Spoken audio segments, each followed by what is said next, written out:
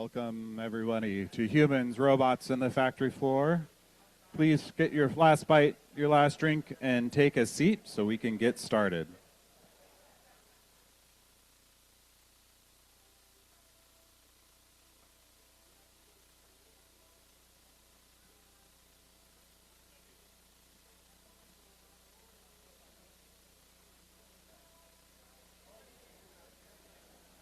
Thank you again for joining us today.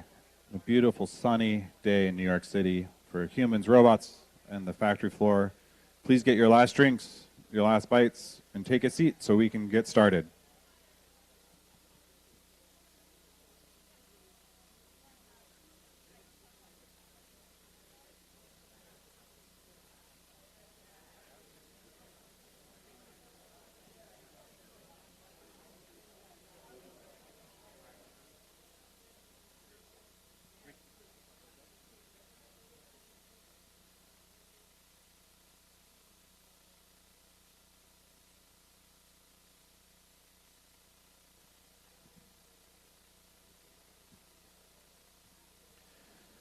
Hello again. Now I get to be loud because I'm on stage. Everyone in the back, please get your last drink, your last bite, and take a seat.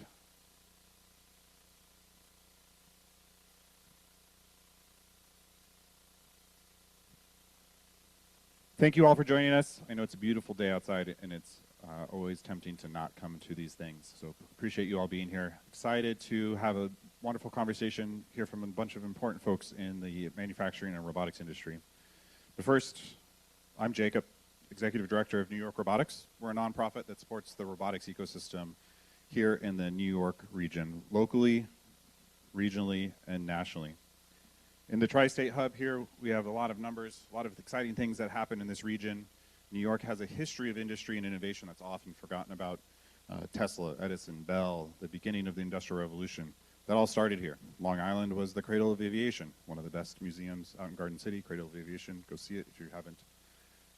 But it's still a lot happening here. People think of New York and they don't think of robotics. They don't think of automation. They don't think of manufacturing. And we're here to help change that. We have over close to 200 startups in our ecosystem currently throughout the tri-state, most of them kind of centered here in the New York region, across a number of different industry verticals, 20 plus universities with robotics and engineering focused programs, and more. These numbers that you see on stage are already outdated just because of yesterday. People came and started here in TechWeek, and they're ready to move here, they're ready to grow their company here. They're relocating from San Francisco and all those places, and it's great. But beyond that, throughout the region, we sit nicely between Pittsburgh and Boston, DC, places that already have robotics hub or have influence on the ecosystems that are happening here. And it's important that New York plays a part in that because of the resources of New York City in particular. It is the fastest growing tech ecosystem in the world, obviously the financial capital of the world, home to the United Nations and Wall Street, things of that nature. It's an important place to play a role. I was just making a comment earlier to one of our panelists. If you all remember the Tyrell Corporation, raise your hand if you have that level of nerd. We've got a couple of them. For those of you, it's the evil corporation and Blade Runner that makes the humanoids, right? They have a big skyscraper in Los Angeles. Those skyscrapers aren't going to happen in Pittsburgh or Boston. They'll probably happen in LA or New York, and we want to help build that. Like that. And then around the world, New York is a natural landing pad for international, so we have programs and partnerships in Japan, the UK, and most recently we just announced our partnership with Unternehmertum in Munich, Germany, Europe's largest and most successful innovation and acceleration platform. And the goal there is to build an inherently transatlantic venture studio, specifically in the robotics ecosystem to start, but expanding beyond that into a broader deep tech, so that companies looking to go to market in Europe and looking to come to market in the US and North America have that conduit to do so. We couldn't do all of this or any of this without our partners. We have an amazing set of founding partners and other additional strategic partners that help us grow, help us thrive. If you're interested in partnership or membership, please see myself or my colleague Juliet. Where are you, Juliet? In the back. We'd love to have you involved and be a part of the community that's growing here in New York. And we're here today to talk about humans, robots, and the factory floor. In a moment, I'm going to introduce Paul to give a presentation and talk about advanced manufacturing, the importance of and the need for For the advanced manufacturing growth in the United States through automation, through robotics, the areas where we have problems, why it's important that there is an intersection of manufacturing, automation, and how we as people that working in the tech ecosystem, working in robotics, working in these industries can help support all of that. So without further ado, Paul Lavoie, VP of Innovation from the University of New Haven. I'm good here. Yep. Good.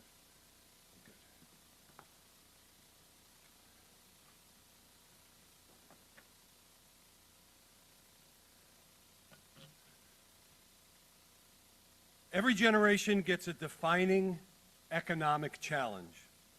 Ours is this: whether the United States leads the next era of making things or simply consumes what other countries produce. I'm Paul Lavoie. I'm the Vice President of Innovation at the University of New Haven, and I've been there about a year, so that makes me a second semester freshman on campus. The seniors first semester sent me to places that I'd ask where a building was, they'd send me somewhere else, like they normally do. But prior to joining the University of New Haven, I worked for the governor of the state of Connecticut as Connecticut's chief manufacturing officer. Connecticut is the only state with a chief manufacturing officer that's part of the executive branch of government, and so that made me the only chief manufacturing officer in the United States. And my job, simply put, was to support and grow the manufacturing sector for the state of Connecticut. What you may or may not know about the state of Connecticut, it is the 48th largest state. It ranks number 29 in population. It ranks number 22 in economy in the United States, and it has one of the fastest growing economies right now in the U.S. Connecticut is number 1 in aircraft engine and airplane parts manufacturing in America, number 2 in shipbuilding, and it is number 4 in program spending from the Department of Defense. California, Texas, Virginia, and Connecticut. Does anybody know how many Connecticut's can fit inside of Texas? 49, and there's still room for Rhode Island. Come on with us, little buddy. So when we talk about manufacturing, manufacturing isn't about output anymore. It's about speed. It's about resiliency, national security, and most importantly, it's about who controls the technologies that shape our future. And the uncomfortable truth for all of us is this: the gap between what's possible with modern automation and what's actually deployed on our factory floors is now a competitive risk for the United States. So there are 4 things that I want to talk to you about as we talk about how the United States needs to take a leading position as it relates to humans, robots, and the factory floor. The first is that modernization is no longer optional. It's strategic. We must modernize our factory floors to keep manufacturing relevant here in the United States. Manufacturing is not your grandfather's manufacturing industry. In fact, manufacturing can now be branded as a technology industry. This is not Andrew Carnegie's steel mill, but yet that's the vision that people have. Stop using little buildings with smokestacks when you represent manufacturing. That's not what manufacturing is anymore in America. It is more technology. And what we've done is we have taken an entire generation of young people and we have told them manufacturing is not important, manufacturing does not exist. But if we reframe that to a technology field, we will then get a younger generation excited. In the state of Connecticut, everybody thought manufacturing was dark, dirty, and dangerous, pale, stale, and male, all those things that we think manufacturing are. And so we did a study with young people, and what we found out was shocking. And that is that young people had 0 perception of manufacturing. Apparently, we've raised an entire generation of young people who think things magically appear in an Amazon warehouse and get shipped to their house. They've lost all connection to anything that's being made. So it's no longer now optional, it's strategic. Countries that are investing in robotics, AI, and smart factories are compressing cycle times and lowering costs simultaneously. And by the way, this is not about losing jobs. It's about losing capability stacks in supply chains, innovation, and national resilience. So let's talk a little bit about labor and the accessibility of labor, because automation is the bridge between growth and the reality that we face as it relates to labor. We have a structural labor shortage problem. There will never be enough people to do the work in the manufacturing sector that is going to be required for at least a couple of generations. You've all seen the numbers. National Association of Manufacturers says that by 2030 we'll create 3.5 million jobs, of which 1.9 million will go unfilled.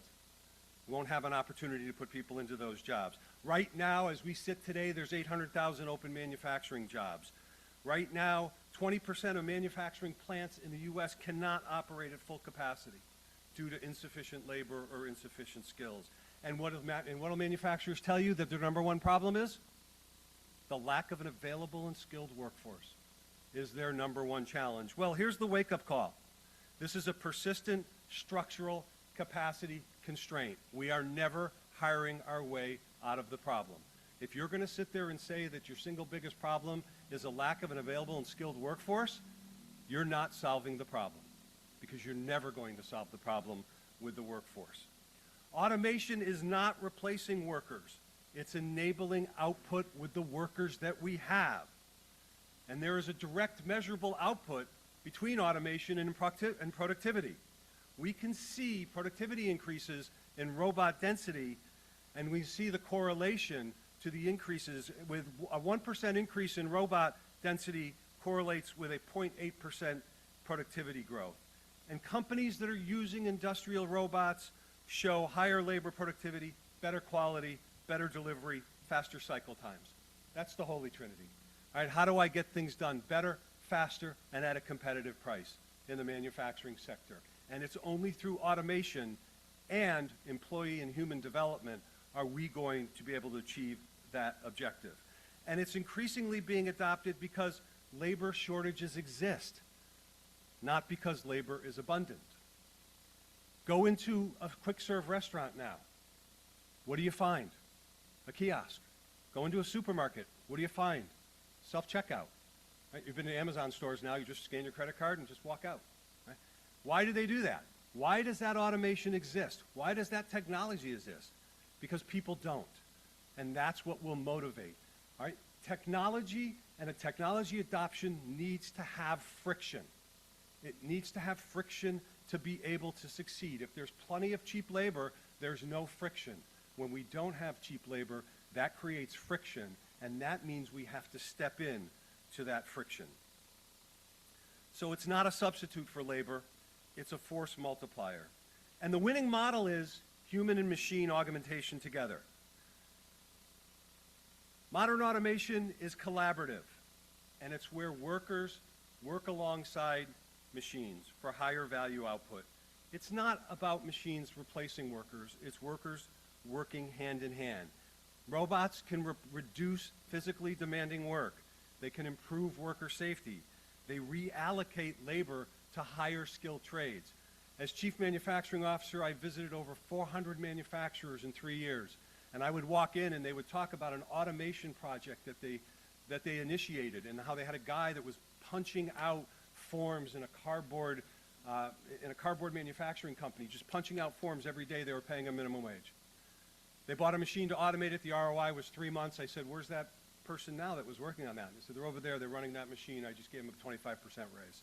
It isn't about replacing workers. It's replacing work that nobody wants to do. Nobody wants to do this work. So, and it makes the quality of work better. You know, Sikorsky, which manufactures helicopters in the state of Connecticut, has implemented AI and additive manufacturing and robotics into their shop floor. And this is a union shop, and it has been accepted into the union shop because the quality of life of the worker has improved considerably. So you used to have 55-year-old factory shop floor workers that couldn't lift their grandkids because of the repetitive nature of the work. And now their quality of life is much, much better, and they're enjoying retirement for many, many years. So the future of automation is not lights out manufacturing. It's human-centered, machine augmented. And technology doesn't alone transform factories, systems do. Systems do. And the barrier to technology is not the technology itself. We are 7 generations ahead of technology than we are on our rates to adopt this technology. We don't have a technology problem in the United States of America. We have a technology adoption problem. We don't know how to get things done quickly and how to get things done well in America. Other countries have figured it out. We don't know how to do that. And some of the constraints are fragmented vendor ecosystems. There's too many front doors. You know, when everything's possible, nothing happens. The cognitive load on small to medium-sized manufacturers as it relates to automation is overwhelming. When you overwhelm a small to medium-sized manufacturer, they will do one thing and one thing only, and that is nothing. They will go back on their shop floor and they'll make parts. So we need to make it easy for them. There's a risk of capital and ROI as well. It costs money to do this. State of Connecticut has an incentive program. I was talking to the mayor of my town about this yesterday. I said it doesn't work for manufacturing because you could operate a customer service center and it's based on jobs you create. So if you hire 25 people in a customer service center, you can get a great tax break. You know what it takes to hire 25 people in the manufacturing sector? About $10 million worth of machines. So who's going to pay for the $10 million worth of machines? Tax break doesn't cover that at all. So we have to look at how do we make capital more accessible in the manufacturing sector. And the biggest failure mode that we have is that we try to solve for solutions, not solving for problems. I need AI. I need robots. I need this. I need this solution. Instead of taking a look at the systemic problem that's being caused and coming up with a system to solve that problem.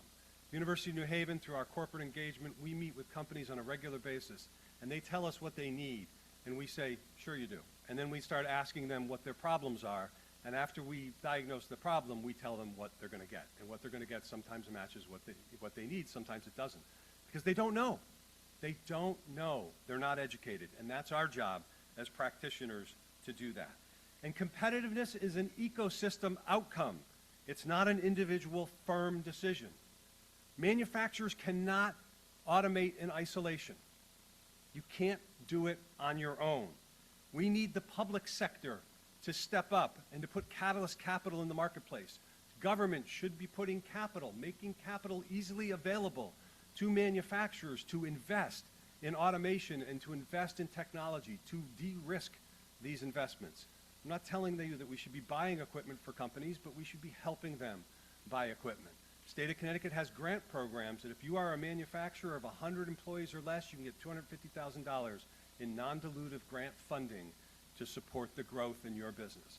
That's public money going back for public good, creating jobs, creating productivity, creating higher wages for companies and for manufacturers. The private sector needs to think of systems and system design and system results and integration and scalable solutions, not bespoke science projects for manufacturers. You can sell your science project every day to manufacturers, you're not solving their problem. The only way you're going to solve their problem is to build a system that allows them to grow and to automate. And then we need to make sure that we're building the talent pipelines that are necessary to combine digital and industrial skills. University of New Haven in August will welcome the class of 2030 onto campus. What's your business going to look like in 2030? Do you know? Do you have a plan? Do you know what AI is going to look like in 2030? Do you know what robotics is going to look like in 2030? If you do, let me know. Because I can't find anybody that has the answer to that yet. And by the way, we're recruiting the class of 2031. But we know that if academia and industry work together, we can build that future together. We can build that future better than ready workforce that is going to be meeting industry where they are. And that's what academia and industry need to do, and we need to work on that together. You know, if we want manufacturers to move faster, we have to make it easier for them to move. That means we need to move the risk, we need to remove the risk of adoption, we need to accelerate access to talent, and we need to build ecosystems where technology works together, not in silos. Because the real competition isn't factory to factory. It's system to system and nation to nation. And the countries that are going to win don't invent the best technologies, because that's America. We invent the best technologies. The countries that are going to win are the ones that deploy them at scale, at speed, and across the factory floor. And I'm going to leave you with one simple question, and that is, how quickly can we turn that possibility into production? Thank you.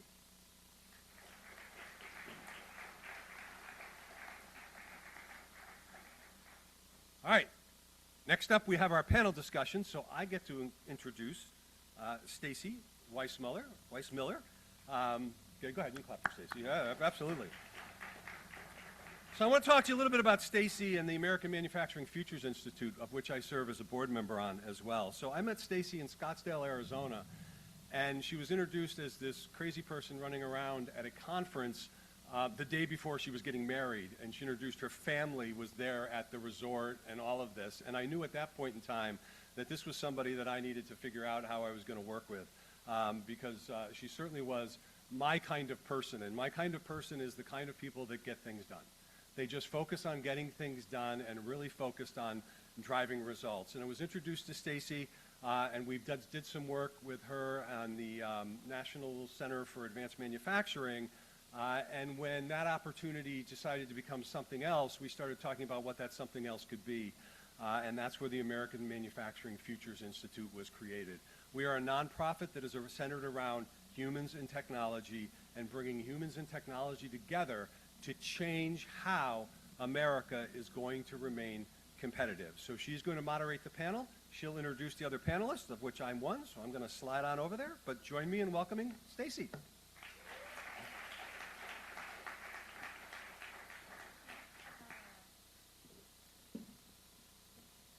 Thanks, Paul. Yeah, no one's really put it in perspective that way, that I did go to a manufacturing conference the day before I got married and brought my entire family and my husband-to-be along for the ride. So, you know, when you say it that way, it definitely is a question of my boundaries. So thank you for that. What are boundaries? Clearly lacking. So, Paul, thank you, but I would like to introduce our other two panelists, and Zach and Michael, if you could take the stage. Let's give them a round of applause as they make their way up here.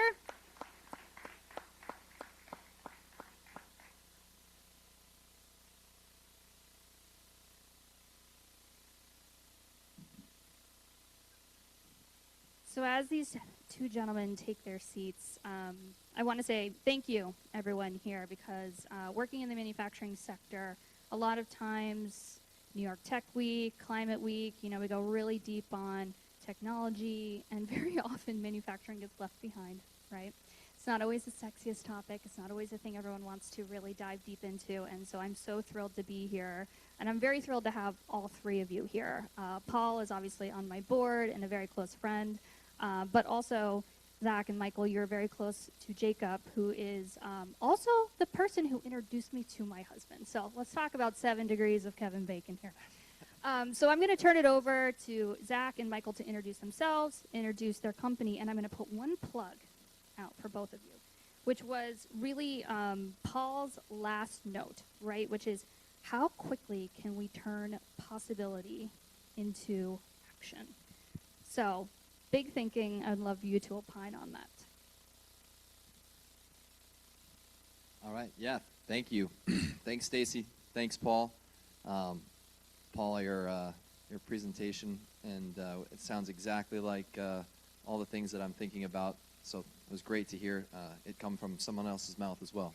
But yeah, I'm Zach Tompkinson. I'm the Chief Commercial Officer at Standard Bots. We're made here in Glen Cove, New York, and we're an AI native, vertically integrated, collaborative robot company. And yeah, I've been at Standard Bots for about 2 years now, and I've been in robotics for about 10 years. And yeah, excited to talk today and discuss about how we can push the limits here from human and robotics on a factory floor. Hi, everybody. Again, to echo what Zach just said, great speech, Paul. That was really inspiring. My name is Michael Perry. I head commercial strategy at Persona AI. We build humanoids for heavy industry, specifically looking at the tasks where people add the most value by leveraging tools in shipbuilding, steel production, steel fabrication, energy maintenance, and so on. Even though I'm relatively new to Persona's been around for about 16 months. We're a fairly young company. My background in robotics goes back several years. I worked at DJI, based out of Shenzhen. I was at Boston Dynamics as the company was transitioning from a research lab into a commercial entity, and then most recently a physical AI startup called Dexterity. So I've gotten the opportunity to work with robots that fly, robots that walk, and robots that grasp things. So I think I've done the hat trick. Stacy, to answer your question about timeliness, I think, Paul, you hit it on the head, which is that the question isn't about hardware or software. It's really about systems and integrating those systems. One of the things that we tell our customers is that even if we had the perfect walking, welding robot that was able to do all the different things that a customer wants, it would still take 2 years to deploy those robots at scale. I don't think there's a single company on planet Earth that is ready to deploy humanoid robots at scale. And that's not a technology limitation, or not just a technology limitation. That's safety systems, power, networking. Do we have the right business case? Are we targeting the right challenges? All of those things need to be rolled up into a comprehensive plan for going to market with the technology. So we anticipate, in talking to our customers, if you say, pure white sheet, let's get started today, we imagine that's a 2-year process, but then it has to be targeting the right application. Zach, feedback on that as well? Yeah, I couldn't agree more. And I'll first also say that, to go back 2 steps, Michael's resume is very cool resume, by the way. I didn't want to say that to you when I first met you, but when I first scrolled through, I was like, damn, that's a lot of really cool experiences to be able to, what did you say, the work for companies that built robots that fly, that unmanned, and humanoids. So, but we call that the J-Lo of robotics. You're a triple threat. Yeah, exactly. But yeah, no. So it really, I think everyone wants to move quickly without a plan. That's one thing that you see constantly. People, I think Paul said it best as well, that there's a need for, or there's a want for technology. They're saying, oh, we want a humanoid or we want a robot, but there isn't necessarily an understanding of where they want to apply that application. And a lot of it falls apart through the implementation. Even if you have a perfect robot, the perfect spot to put it, there's a lot of other areas and gaps to that, and a lot of that is where the understanding how to implement and these niche applications. It's really where StandardBot sees it, and where I see it is it comes to the application layer being so important. You can create a great general purpose robot, but if the application layer, the specific task, isn't really well understood, today general models are still, in my opinion and many others' opinions, still very far away from it getting there. Now, it's going to happen at some point, but we see a lot of small models taking place on top of general models or prior to full general models on attacking specific applications. Yeah, I want to double down a little bit on this conversation of systems, and I want to ask Paul, because when I met Paul as the Chief Manufacturing Officer for the state of Connecticut, I used to follow his LinkedIn, and every week he would have I visited my 260th manufacturer of the year, right? So, Paul, you had gone to over 300 manufacturers, and we're talking about systems, right? And sometimes a system is a very hard thing to wrap your head around, right? It's much easier to have A to B straight line. A system is sometimes hard to grasp. Paul, can you talk a little bit more about trust? Where is trust broken in that process from the manufacturing side, and where do people start straying, even though they know they need to implement things like robotics? Absolutely. So automation is hard. It's not easy. If it was easy, it'd be adopted. It's hard. And so what happens is is that we have integrators and service providers, because they're pressured to sell their products, are going to manufacturing companies and they're selling science projects, right? They're just selling these like, I'm going to do this, and what happens is it doesn't work the way it's supposed to work. And it doesn't work the way it's supposed to work because the only way that we are going to transform the factory floor is it has to start in the C-suite. It has to start with an attitude in the C-suite that says this is not optional. This is how we're going to survive on a going forward basis. And then that thinking needs to permeate throughout the entire organization, and it needs to be culture-based. So it's never really about the technology as much as it is the technology, the system, and the ecosystem that we're putting the technology into, on whether it's going to be adopted and used or not. And that starts with leadership. And so we have to start having that conversation with leadership.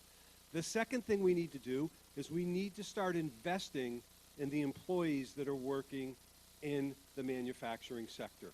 We are adopting and innovating at the speed of relevancy while the speed of relevancy is accelerating. Go ahead, drop some automation projects into a manufacturing shop floor where you haven't trained the shop floor employees. The only thing I can tell you is you're going to have a really expensive coat rack. From a technology standpoint, and I said this on the call, the only time automation comes before education is in the dictionary.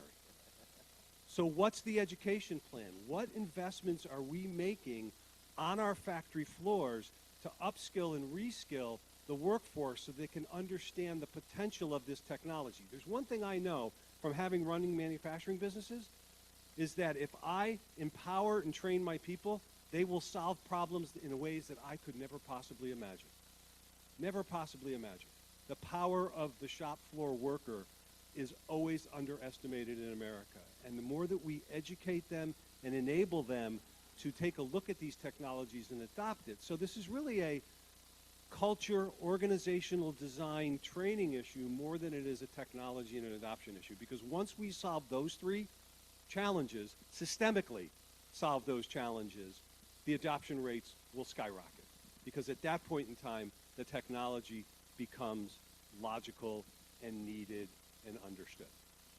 Yeah, I just want to build off of that, Paul. I think the starting at the C-suite has to change the mindset of if you don't have an automation mindset to start, automation is always going to be harder, maybe even for forever, but certainly, for the foreseeable future, automation will always be harder than putting a human to task to do the job.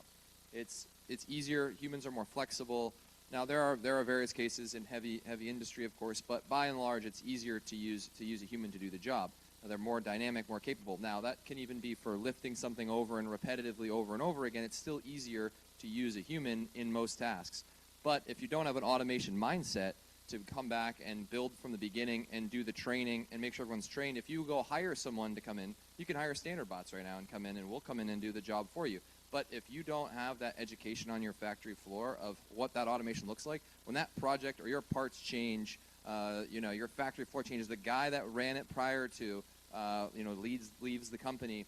Now you're in a position where you don't know what you're doing. The robot isn't doing what it needed to do prior, and it's changed to something else and is now collecting dust. It doesn't matter how simple standard bots makes it. It's still difficult because it's changed over, and now you have to have you need to have that education across the factory floor from everybody to be able to take this technology and use it as a whole. And I think that is also true in pretty much any sense of technology. It's the same thing with using AI and Claude Code today. You have to have full training across the company base to get full utilization out of technology.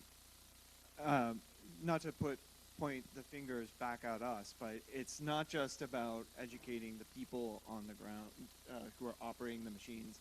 I think we need to we as an industry need to increase the education even at the top level. One of the hardest problems that we have in any automation conversation is that the conversation always starts with the unit economics of labor. When you're starting to talk to the C-suite, the question is, I'm paying somebody this amount of money, and I need to pay them X% less than that in order to adopt automation. And that sucks. one, that's bad for, we can argue whether or not it's bad for people that are doing the job, but from an automation perspective, the total cost of ownership, maybe as a point solution, we're able to make those unit economics work. But when you start thinking about the total cost of ownership, including upfit, training, then you start getting thinner and thinner margins there. The real opportunity of automation is not labor replacement, it's labor augmentation. And thinking beyond what people are currently doing to see what is the upside beyond, beyond the existing production capacity. In shipbuilding, for example, we could go to a shipyard and say, you're paying somebody X amount, we'll charge 90% less. Okay. Sure. That's okay for a science project, as you were saying, Paul, where you are able to engage the C-suite, where they say, how do we accelerate this as quickly as possible, is when we say, well, you know what, by walking the shipyard, what we learned is that 20 to 30% of shipbuilders' time is waiting for a welding inspector to show up. So there's about 20 to 30% of idle capacity in the ship production yard, which is already stretched thin as it is, that's just inert. So if we work with the American Bureau of Shipbuilding, which we're doing, to create a custom weld inspection model so the robot can weld, inspect the weld, then move on to the next part of the block, that's 20% extra production capacity. That's no longer, well, let's see how this works and we'll see how the unit economics works. Let's get going as quickly as possible. So we as an industry need to find those levers to tell that story, to educate the top, everybody in this audience and community to not think about labor unit economics as the driver of automation, but thinking about expanding our capacity. Yeah, and I want to double down on that, right? Because I think everyone in this room, everyone clearly here, would agree that Zach, Michael, what you're building, it makes sense, right? I mean, Paul just gave us a whole keynote as to why working with people in factories, deploying things like robots, it makes sense, to your point. One of those barriers is this conversation on capital, right? So you could have an entire company where culture from top to bottom and bottom up makes perfect sense, and there's a missing link, right? So I would love, Paul, your perspective of having managed the fund through Connecticut, and then both of you, which is that ultimately, right, you have to then go into a company and say, hey, you should be deploying, but you need capital, right? Like, what can we do today, and what should we be building for the future to make that barrier go away? Yeah, so I'm going to take this from the approach of what we call the Connecticut model. And that is a model to support the manufacturing sector that, quite frankly, could be and should be adopted across the other remaining 49 states. And there's also a play to have the federal government adopt this model. And let me start with, Connecticut was the first state in America to have a bipartisan manufacturing caucus in their legislature. It was both sides of the aisle got together and said, hey, manufacturing is important to the economy. Let's create a caucus, bipartisan, to support the manufacturing sector. Now, there's 4,800 manufacturers in Connecticut and 5,445 square miles. So there isn't a legislature who doesn't have a manufacturer in their district, which is great being a small and compact state, right? You can swing a wiffle ball bat, invented and made in Connecticut, and you can hit a manufacturing company. It's easy to do. So first state to have a bipartisan manufacturing caucus. We are, to my knowledge, the only state that has written into its legislature, a fund.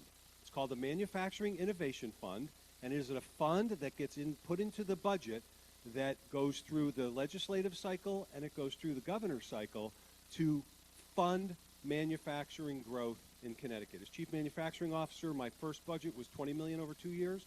My second budget was 30. My last budget is 45.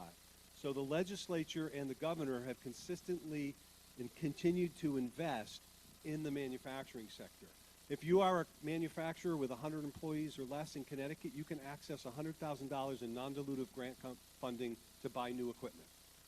And what we see is we're seeing 7-to-1, 6-to-1, 5-to-1, 8-to-1 ratios of companies investing in their business knowing that the government is partnering with them to do that. We're seeing returns The manufacturing industry in Connecticut has gone from 10% to 13% of the state's GDP in the last 3 years, which represents a $3 billion increase.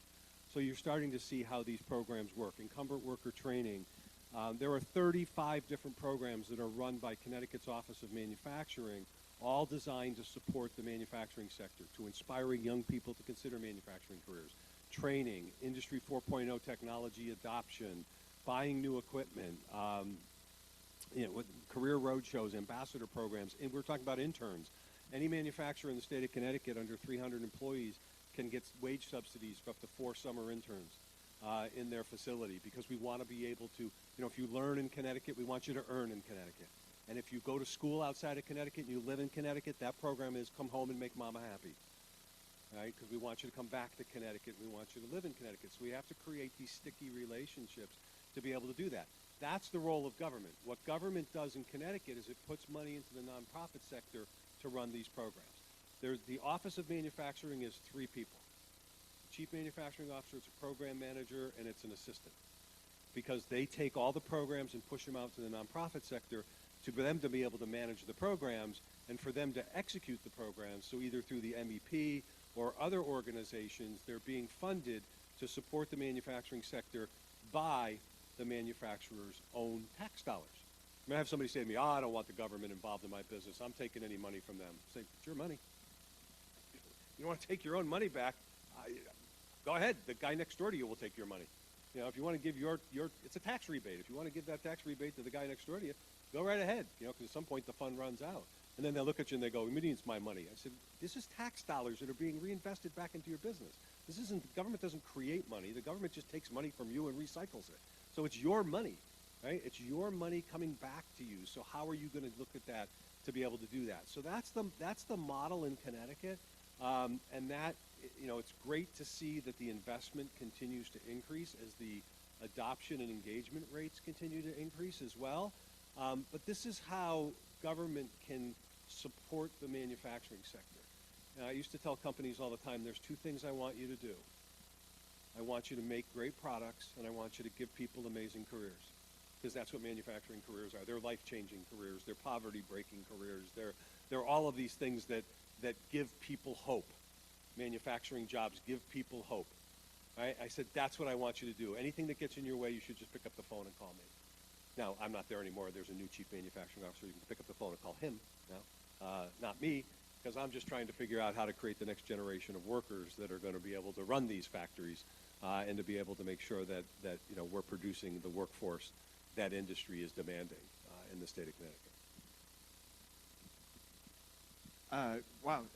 The question of capital is always going to be pressed, particularly in American manufacturers. I just came back from South Korea last week, and last week, speaking to the companies there, they have such concentration in large industrial players that are throwing off operating capital left, right, and center.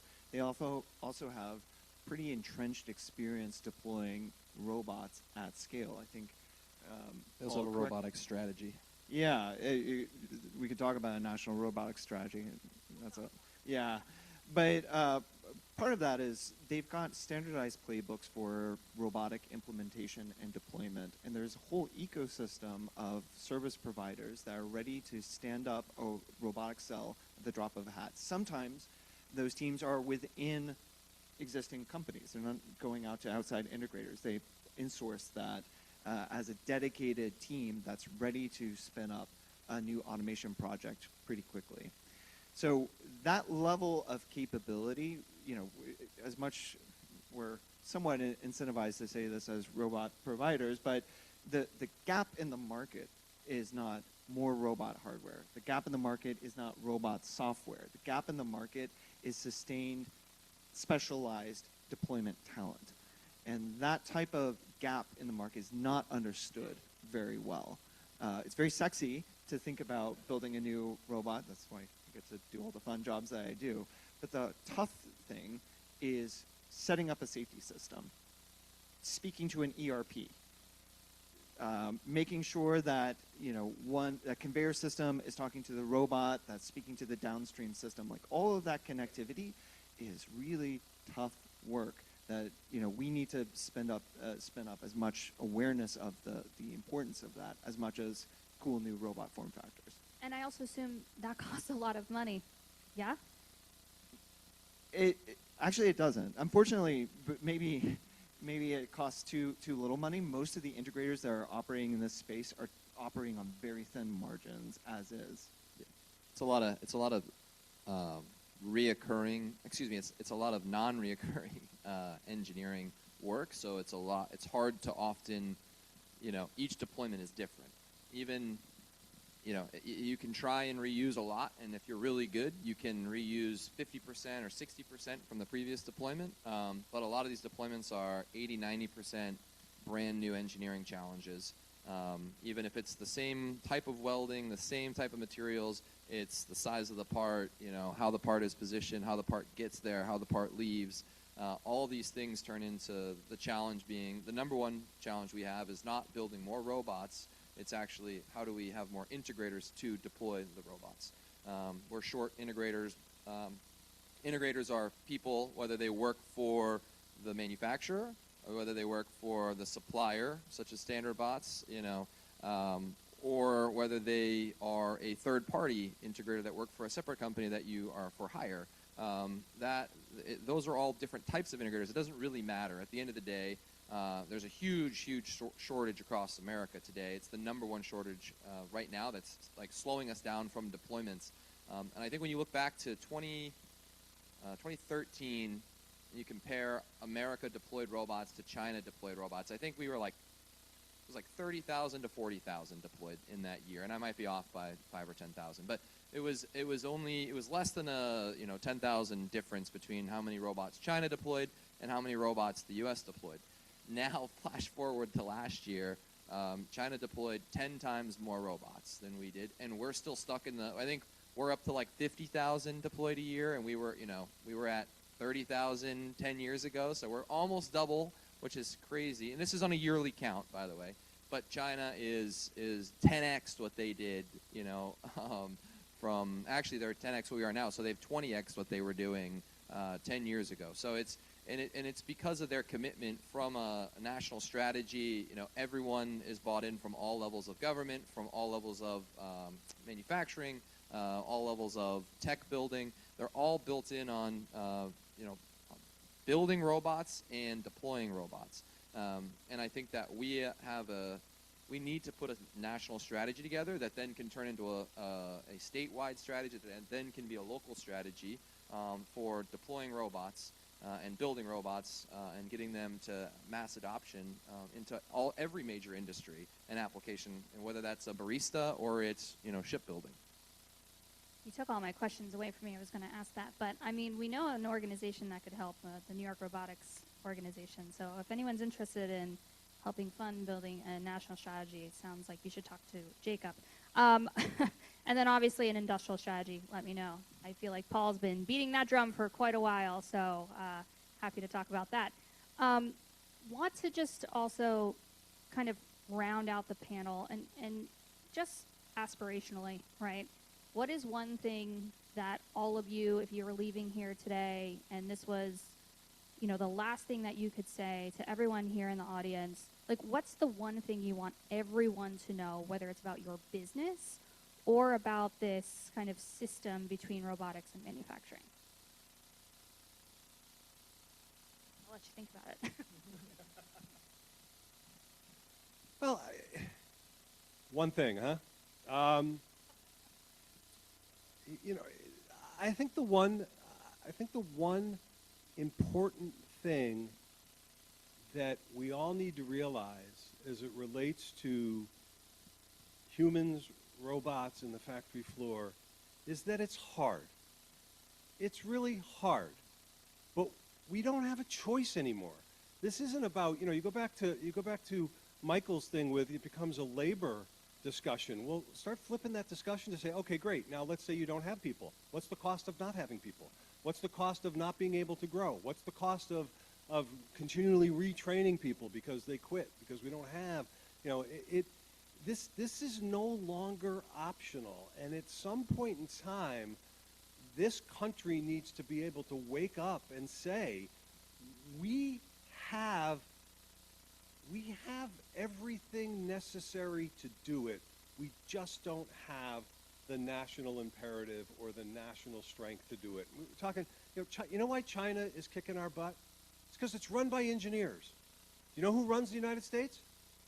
Lawyers. Right? What do lawyers do? Right, they stop things from happening. That's their job, is to stop things from happening. Engineers get things done. Right? You want to get things done in America? Tell the people that we elect to office to start listening to people that are doing the work, not the people that they happen to be serving with, because they're serving with, it's a little, insular group that thinks they have the answers and they don't, and all they have to do is get out and start talking to people, and we can take the hard and we can make the hard possible. I'm not saying we can't make it easy. I mean, if it was easy, everyone would be doing it already. But we need to take the hard and we need to make it possible. And we need to make it possible by making sure that small to medium-sized business owners across this country have the tools and the technology that they need to be able to grow and succeed. Is that one thing? That was one thing. It's hard. One long sentence, but yes, it was good. Well, first of all, Paul, I lived in China. As much as we diss lawyers, they keep us all playing on the same even playing ground, which is helpful. So I'm so grateful to be here. So the one thing I would leave you with is that the time is now.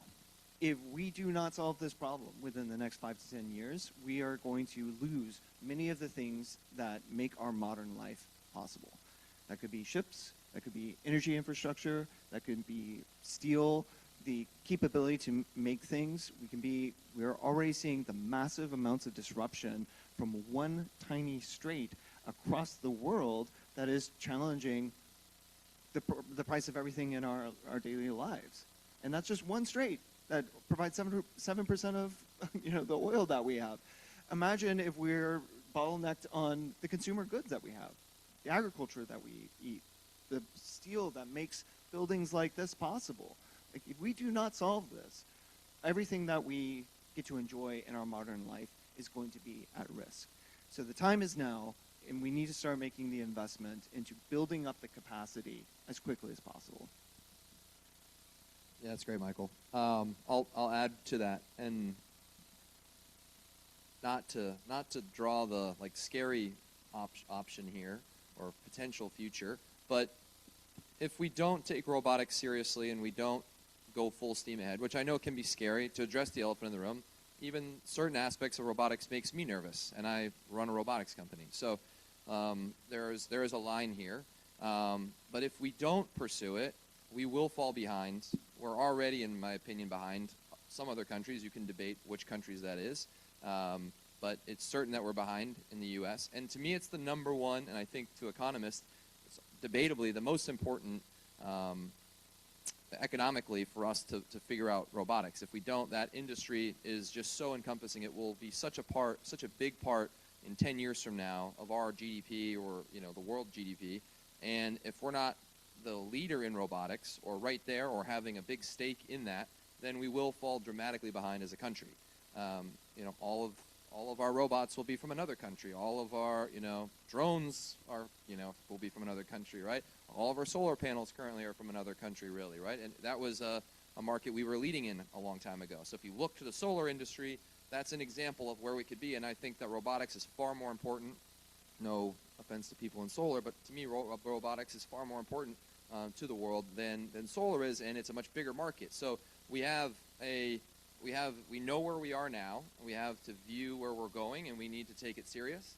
And I think when you look back, I saw some statistics, and I don't want to quote numbers because it's not off the top of my head, but if you look back 100 years ago, and I think when the tractor was invented, and the farmers were obviously very upset when the tractor was invented, but I think at that time, majority of people at that time had to work on a farm to keep up with the need for food and farming. And when the tractor was invented, we couldn't see forward to see the fact that we would have veterinarians and social media and the internet, etc., and then the new formation of new jobs that we couldn't imagine. And I think that we're sitting in a place where it is unnerving at times to say, let's go full bore into robotics because of the what if. But I think the scarier future is if we don't do that, because somebody else will. And we're at such a critical inflection point that we need to make this investment now. Couldn't have said it better myself. So everyone here, a round of applause for our panelists. Thank you all very much. I'm sure everyone here would love to talk to you about that national robotics strategy. So I'm going to turn it over to our fearless leader, Jacob, to round us out. Make sure that everyone knows what's next here at New Lab, and just do a quick little recap. So thank you again. Another round of applause. Should we do a little Q&A? You guys have some time? Anybody? If we have time, I We've will got hand it time. to Jacob if we have time. Anybody have any questions? Oh, I knew that was going to happen. Closest to me. If you're able, please stand up when you're asking your question. Stand. Here we go. Hey, everybody. I'm Steve Bjork. I work for a robotics company called Apudo, and we're in reverse logistics. So question, you had said that like implementation is a big issue in robotics and like having national robotics. Is anyone building like a national implementation platform or like national servicing platform that you respect or doing a great job or anything like that? Is that for me, or does that matter? I can start. I would say that it depends upon who you ask on that. There are certainly national integration companies out there that are very well respected, of varying size and varying capability within the different industries. It really comes down to the type of industry that it's in. The implementation in logistics is very different than it is in automotive, is very different than it is in food and beverage, etc. So yes, there is that. I don't think that there is a concerted effort as a whole, and I think you can look like there's many different ways to skin this cat. One thing that Standard Bots is pushing in Congress currently is we really want to see even more investment in like MEP centers locally, so that everywhere you can drive within an hour and you can go touch the best technology there is out there. You can get training on just standardly like how to program a robot or how to use Ethernet, how to use a PLC, etc. So that you can build up, because a lot of the implementation knowledge is actually understanding like 50 different technologies and how they converge onto one. It's more of that than it is like building something. I don't know if that explains it very well, but I think the answer is no. There's no national one holistic strategy. I think the opportunity space is to start developing playbooks that become at least fairly repeatable, and then on top of that, create training programs. I was just talking to one of the gentlemen in the audience earlier this week, talking about polytechnic institutes, just totally underrated. There's so much talent that's in these universities that are ready to spin up and deploy technology. It's just not being fully tapped. I have a question. I'm going to jump the line for a second for you, Michael.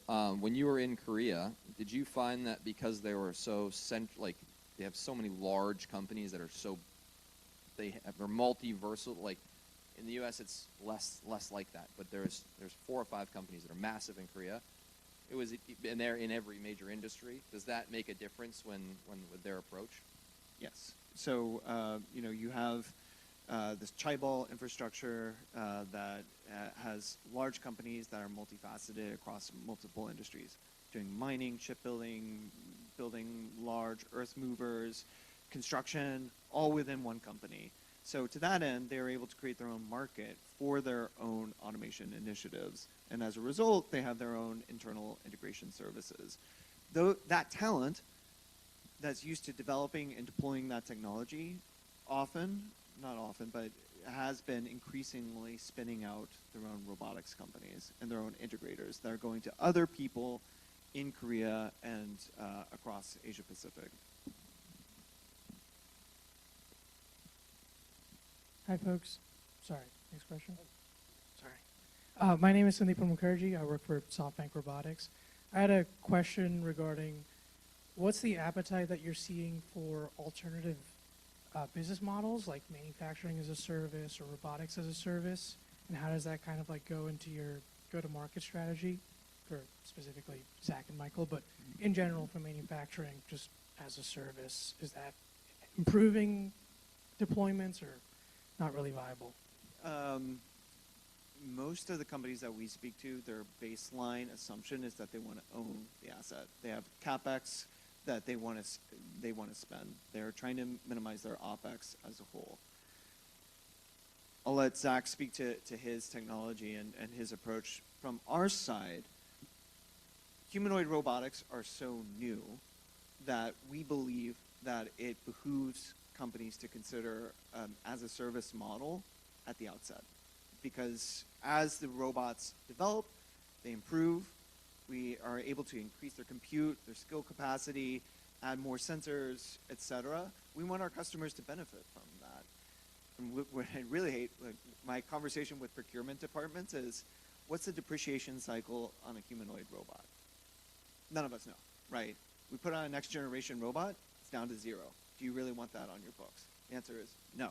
So in that world, an as-a-service model adds a lot of value, and it helps drive down the total cost of ownership, at least in the interim, as we start building up some of these systems.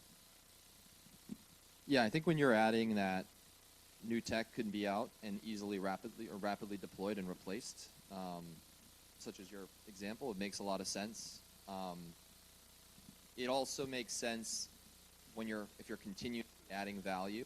If you're setting it and forgetting it, it is more challenging for people to have an appetite for robotics as a service. I think that the customer base in manufacturing as a whole has a strong desire for owning their robots. It's an asset, and they want it. Now, they are willing at times to do robotics as a service, but I will say that so far, companies that push only robotics as a service as a whole, they've all failed. I think you have to have a nuanced approach with a mixture of CapEx and OpEx to be successful. And let's say that I've been studying. It's probably gets brought up once a week for me for the last 10 years. Is that same question? So it's one that I take very seriously. You saw me laughing, but it's because it comes up so often. I think it's something that investors certainly want robotics as a service, and I think that it can provide a lot of value to customers in the right done correctly. But many customers are very resistive to it.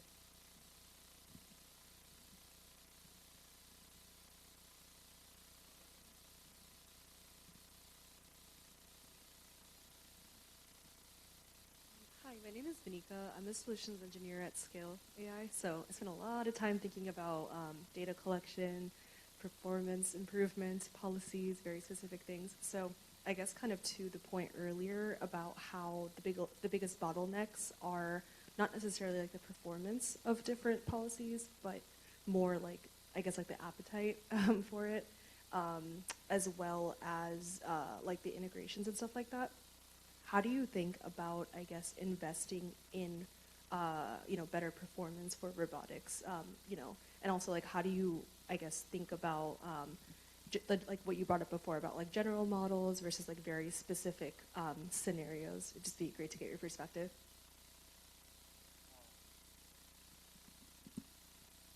Yeah, I think. So first of all, I've been to Skilled. Amazing what you guys are doing. And I do think that there is a huge area for success around general models. I think that the challenge is there's on a factory floor, you are running on predictability, right? Like anytime that there's a black box of unpredictability and why something would go that way, it causes a lot of issue, right, or heartache and resistance to doing that. And sometimes that could be just on like the networking side, or that could be like literally on how the robot is functioning. And so one thing that we're seeing from a general model standpoint can be where if there is any kind of unpredictability, if it does it, 3 times out of 100 slightly different, and now everything upstream and downstream of that can't be predicted properly and can't be done, that creates challenges. So I think that smaller models can make a lot of sense because it can be a super short horizon, right? It could be half a second of a task, and like the variance of what what could be done is very, very, there's only maybe 5 or 10 cases of what it could actually do. Whereas if it's general, multi-minute, it could do thousands of different things, right? And I think that is where you get into these all sorts of different scenarios, and that's creating some slowness to adoption today, even though I think, the models are getting way, way, way, way, way better. I think even those models will have to be pared down in some cases now to see greater success into specific applications, and then that adoption rate will start to explode, and there'll be a flywheel around that. As technologists or people in the technology space, I think we too often anchor on inputs rather than outcomes. And so it's very easy for us to focus on new hardware, new software approaches. At the end of the day, what are the outcomes that our customers care about, which is predictability, reliability. In the humanoid space, I often say the humanoid, for me, a humanoid is not a robot or technology or a form factor. It's a set of values. A humanoid is a robot that can go and do multiple tasks in multiple locations. It can fit within existing workflows and use existing tools to drive down the CapEx cost for deploying it. It requires minimal training and minimal direct oversight in its application. In that world, that's a humanoid. And I think that's the same approach that we need to take for general models. General models is a general set of skills, but it's not like I have a general set of skills, but you would not trust me to tighten a torque, use a torque wrench on a site without training. So to that end, you need to think about how these technologies adapt to the outcomes that customers are looking for. I want to let Paul talk because we've been talking a lot, but I did want to add one quick thing to what Michael's saying. And the people, like factories don't care really if it's a humanoid, if it's a 6-axis arm, if it's, a small model, large model, if there's no AI or not. Like the buzzwords get them potentially interested from a marketing standpoint, and then something new, and they might be excited, and then they might latch back in to try something again. But at the end of the day, they care if their problem is solved. That's really all they care about. They care if the parts come in and product comes out on the other side, and how it happens, whether that's their CNC is now running 24/7 and it couldn't run 24/7 before because there wasn't any, there was no human labor to run that, and now a robot can do that, or some actuation device can do that. They really don't care how it's done. At the end of the day, they want it reliably done, and they want it at the best cost. What they said. No, no, I think Michael said it best, right? You have to focus on outcomes.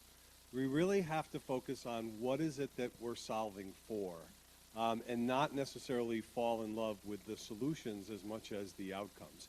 And I think that's a mindset. I mean, I tell people all the time, like we'll be working on a project, and I've got a certain solution, and somebody will come in and say, well, I want to look at something else. And I'll tell them, I'm not in love with the solution. I'm never in love with the solution. I'm in love with the outcome. So if the solution that you're bringing me is better than the solution that we're currently implementing, let's talk about it, because if it improves the outcome, that's what you have to fall in love with. And a lot of times we fall in love with the process or the solutions, and it becomes emotional, and you have to detach the outcome. Fall in love with the outcome. Fall in love with the result. What is it that we're trying to achieve, not how we're going to get there, because how you're going to get there can, especially today, can change and adapt on a regular basis. And you need to be nimble, flexible, and adaptable to be able to survive in today's world. And so I think it goes back to, again, Michael said it best, focus on what are we trying to solve? What are the outcomes that we're driving towards? And then just continually go back and question whether the solutions that you're implementing are going to drive you there, and push back on the solution providers, because they need to get better. They need to be, looking at the next generation of technology. They need to be solving challenges and problems. You have to create the friction in the marketplace to get the outcomes that we want. Right? Anybody knows how an oyster makes a pearl? Sand and friction.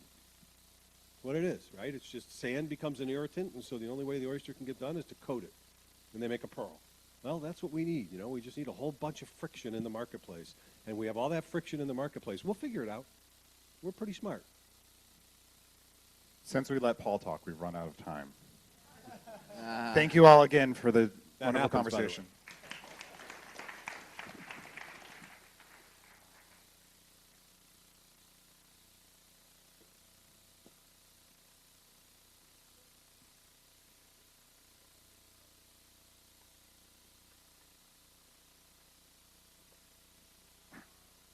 on. We're not done just yet.